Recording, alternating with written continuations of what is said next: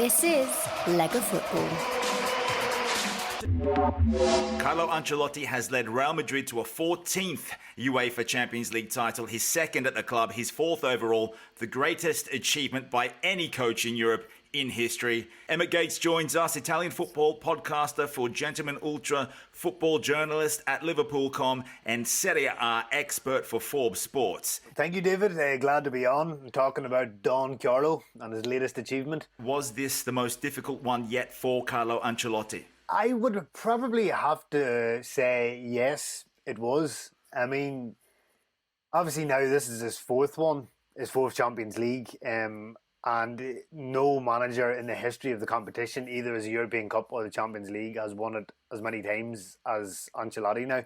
It's a mix-up between either this one or the 2007 one with Milan, but I would tend to give it to this one on several fronts. One, if you look at Real Madrid's route from the knockout phase on, so they had PSG, Chelsea, Man City, and then Liverpool. And considering the way those ties went, Real Madrid were behind in the majority of them at some point over the two legs. Just through the mentality of being Real Madrid and not knowing when they're beaten, just having that almost unyielding confidence that, yeah, we're Real Madrid, we're going to win. The fact that they did that more or less in every single game, bar the final, absolutely extraordinary run. Extraordinary. And Courtois in goal, magnificent. Ancelotti had to count on him as well as Vinicius, who finished the goal. I think he knows that we're dominated. I think it was 20 shots at goal to 2.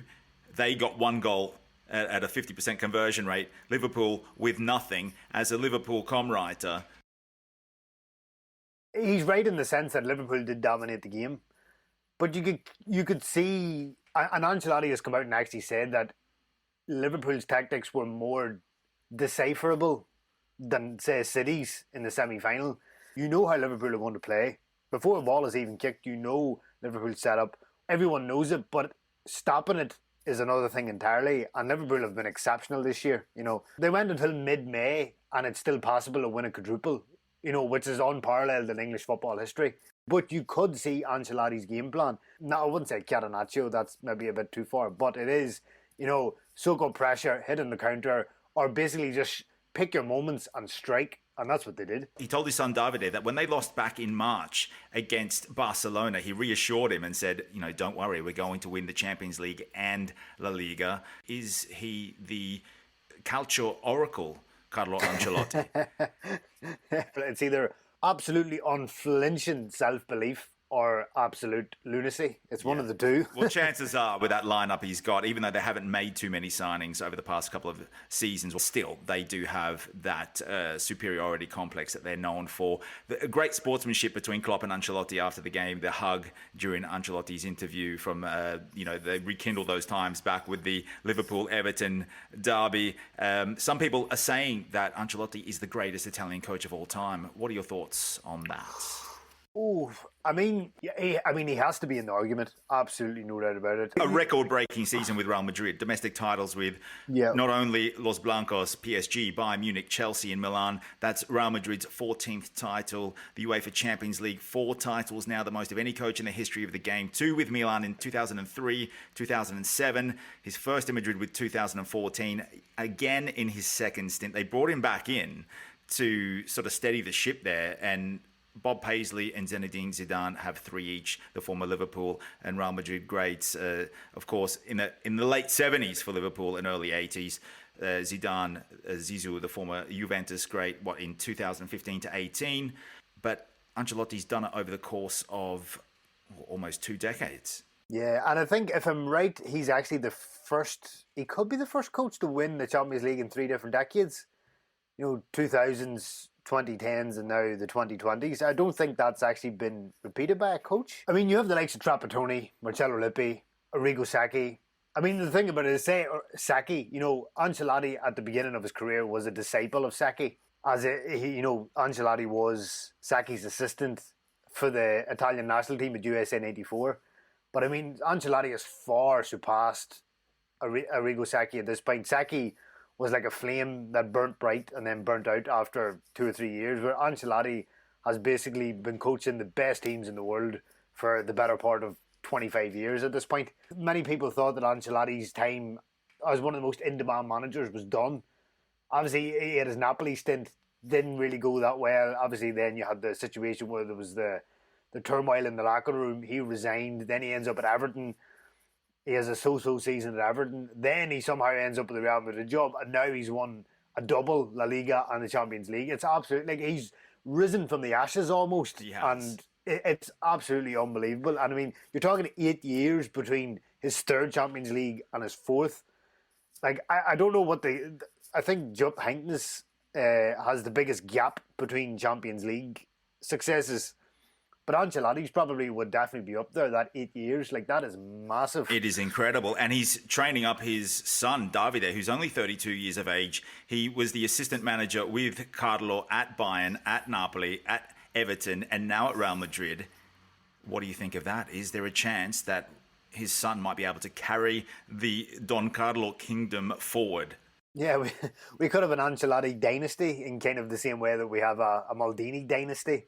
You know, with Cesare, with Paolo, and now his son.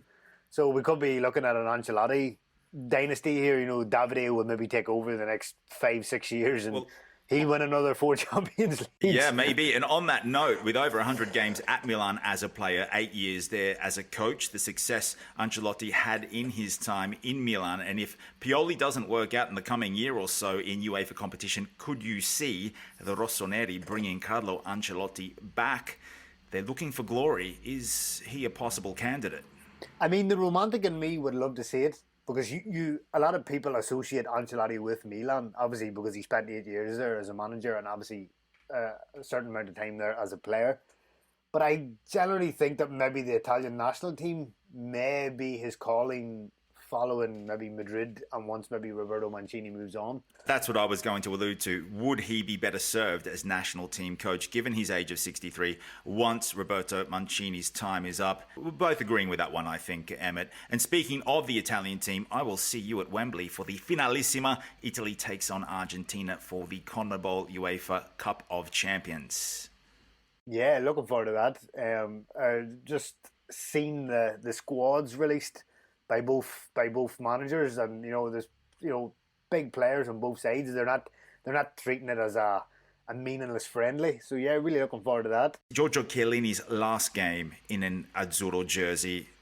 He led Italy to greatness there a year ago, beating England at Wembley, a hostile crowd. I was there to see it. It was simply amazing stuff. The way he also, manhandled some opponents, allegedly. It'll be fantastic to see him in action again in his final outing. It was a shame that his presence couldn't get Pisa over the line, his beloved Pisa. That's where Chiellini was born. He was there at the Serie B final last night. I'll get your take on what you think of Monza coming up to Serie A. I always like it when new teams or teams that haven't been in Serie A for such a long time get back up. Like obviously we're seeing that now with Cremonese this year and now Monza. So I'm really looking forward to seeing Monza back in the top flight. I mean, you could probably tell this better than me. Like, when was the last time Monza were in Serie A, if ever?